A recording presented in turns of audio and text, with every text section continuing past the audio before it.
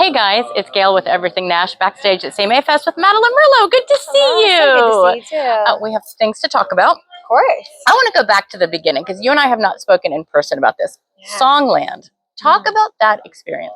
Oh my gosh, Songland was incredible. It was a show on NBC that was like a songwriting competition show that just came together so randomly and completely changed my life. I mean, it kicked open so many doors as a songwriter and an artist, and I just feel like it was a game-changing moment and just such a blessing from God, honestly.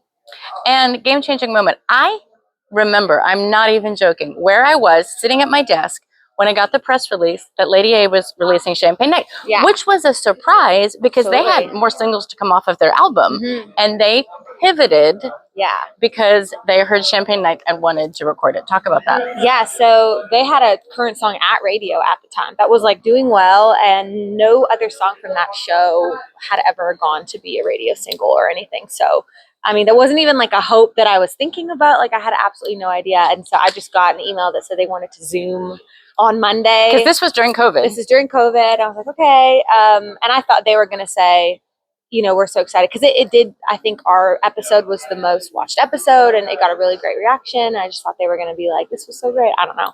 Not expecting that. And they were like, yeah, we're putting it to radio.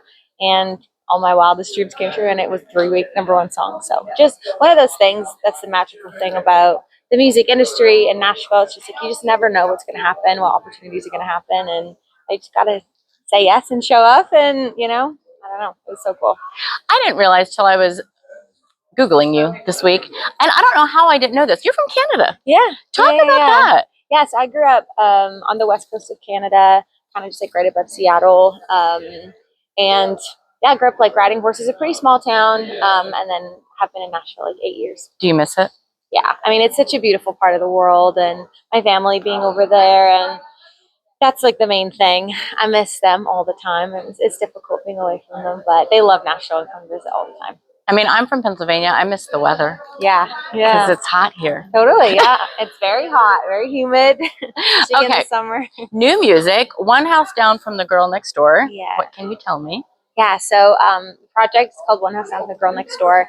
And I feel like it just kind of takes you through a bit of a journey, starting kind of in a real heartbreak moment. And then by the end, you kind of end up exactly where you're supposed to be. And really, this project is about trusting your gut, following your instinct. And I started writing it, and there was a few songs that just started to kind of make sense putting them all together. And it was cool to do kind of a project that told like a real story about a relationship. And it's a really special project. I'm really proud of it. Keith Urban? Yes, Keith Urban does a guitar solo in the title track, which is crazy. I literally just I told my producer, I was like, it sounds like a Keith Urban song. Like it had that kind of energy to it. And my producer Zach Crowell knows him, and I was like, can you just ask him? And just went for it, and he was like, sure, which is insane. Because Keith Urban is the nicest human. Yes, I said it. True. Keith Urban is the nicest human. It's true. I also learned something. Are you the one? I know you did some background vocals for some people, and you did Cole Swindell's song. I did. You're doing that fabulous female riff in that song. That's me, yeah. Y'all, that is amazing. Thank you. How'd that happen? Yeah, honestly, it was a super random scenario as well, where my producer was working on that song, and he had this idea to have it kind of going in the background, but because the original track is in a different key, Jody sounded kind of like a chipmunk, and he's like, can you just prove a concept? It's not, going anywhere. I just want to hear what it would sound like to have that voice in the background. And so I'm like, yeah, of course. And so I just did it randomly when I was over one day, and it just like sounded cool. And he was like, oh, I think we're gonna add it to the track, and boom, it was on the radio. And then it honestly started a bit of a background vocal thing. I sang on Jelly Roll stuff and Dustin stuff and Sam Hunt stuff and Connor Smith stuff. So just like, and I moonlight as a background singer, which is really fun. I really like it a lot. Shame she's not talented.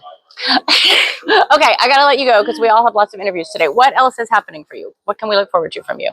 Yeah, I mean, we just put out a brand new version of my new kind of focus track, Middle of the Bed, which I love so much. And we're just like playing a ton this summer and starting to kind of write for the next project, which is so exciting, and playing the Opry next week. And so, yeah, there's a lot of kind of exciting things on the horizon, and lots to look forward to. Well, I think you're fabulous. Thank you. Madeline Merlo. I can speak. Madeline Merlo.